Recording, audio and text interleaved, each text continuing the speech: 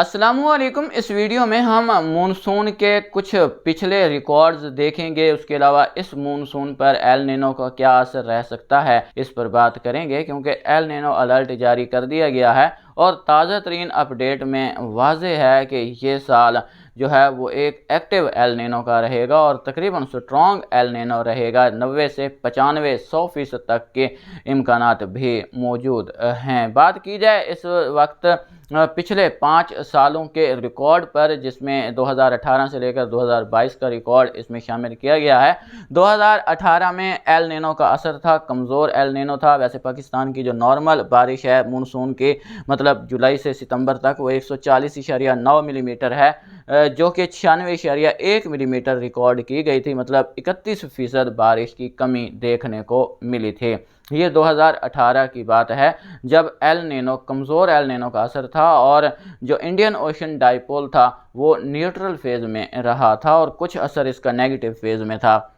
2019 की बात की जाए तो यहाँ पर एल नीनो स्ट्रॉन्ग था, लेकिन इस जो साल है ये वहद साल है 1997 के बाद, जिसमें एक स्ट्रॉन्ग एल नीनो था, लेकिन जो इंडियन ओशन डाइपोल था वो पॉजिटिव फेज़ में गया और इस साल मामूल से कम बारिशों की पेशगोई की गई थी, लेकिन मामूल के मुताबिक बारिशें हुई। 140.9 मिलीमीटर बारिश है तो 140.5 मिलीमीटर बारिश रिकॉर्ड की गई थी, जो कि नॉर्मल थी। इसके बाद 2020 में जो है वो लानीना था, लानीना एक्टिव हो रहा था। उस साल जो है वो पाकिस्तान में जो है वो बारिशें ज़बरदस्त देखने को मिली थी और 140 मिलीमीटर के मुकाबले में 198.9 मिलीमीटर बारिश रिकॉर्ड की गई थी और ये 42% ज़्यादा बारिशें रिकॉर्ड हुई थीं।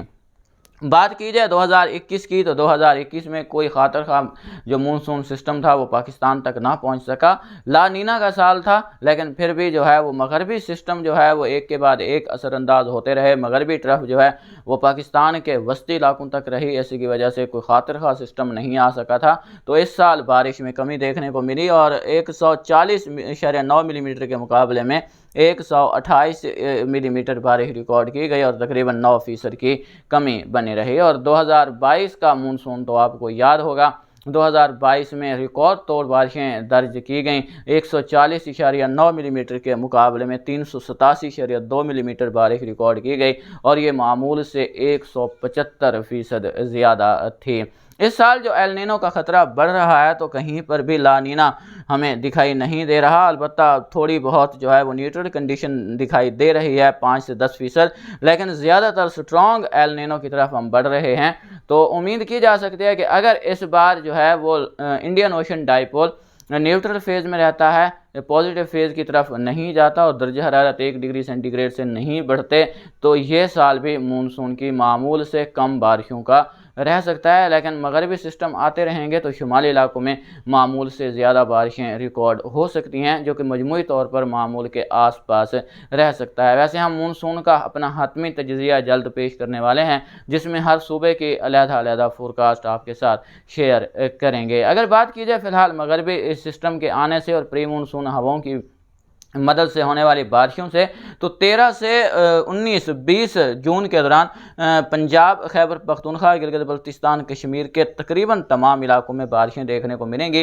इस दौरान जो है वो समुद्री तूफ़ान का ख़तरा भी बन रहा है। तो 13 से 15-16 जून के दौरान कराची समेत सिंध और बलूचिस्तान के भी कई मकामात पर मूसलाधार बारिशें देखने को मिल सकती हैं। अगर जिस रूट पर ये समुद्री तूफ़ान चल रहा है, अगर इसी पर आता है तो 65% इम्कानात अब इस वक्त बन चुके हैं कि ये जो है वो सिंध के इलाकों से भारत में दाखिल होगा, यानी राजस्थान की तरफ बढ़ेगा। अगर ऐसी सूरत हाल बनती है तो कराची समेत हैदराबाद, ठट्ठा, बदीन, केटी बंदर, सजावल, मकली में रिकॉर्ड तोड़ बारिशें दर्ज हो सकती हैं। मतलब 100 मिलीमीटर से ज़्यादा के स्पेल भी देखने को मिल सकती हैं और 120-130 किलोमीटर फ़ी घंटा की रफ्तार से शदीद हवाएं भी दर्ज हो सकती हैं। कराची में 12, 13, 14 और 15 के दौरान बारिश के इम्कानात काफ़ी अच्छे दिखाई दे रहे हैं। अगर ये सूरत हाल रहे तो 110 से 120 किलोमीटर फ़ी घंटा की रफ्तार से कराची के इलाकों में हवाएं देखने को मिलेंगी। शदीद गरज चमक के साथ यहाँ पर मूसलाधार से तूफ़ानी बारिशें